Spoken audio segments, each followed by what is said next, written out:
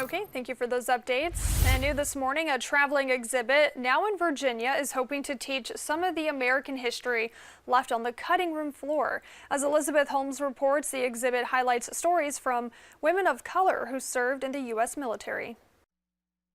It feels good to know that we are honoring the contribution, the achievements, and the struggles of women who have served in the military. Colonel LaTanya Jordan joined the military to go to college.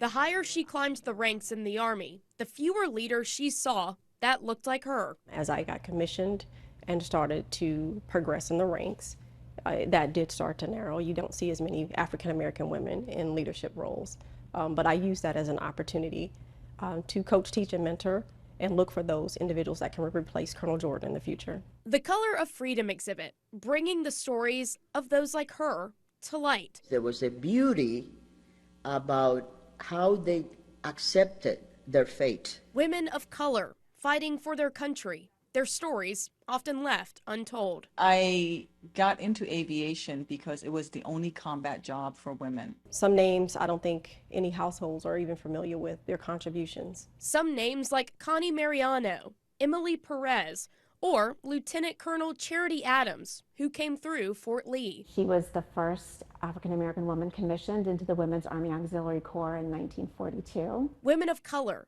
paying the price for freedom. Curators hope are never forgotten. The stories that sometimes get buried are now being brought to light. So it's another opportunity for us to share these stories, these amazing women. I was the only African American female in the MP company, so it was kind of a unique situation. Because you don't open up your textbooks in the high schools or the middle schools and get any of these stories. These are the untold stories. They're her stories, but they're a part of our history.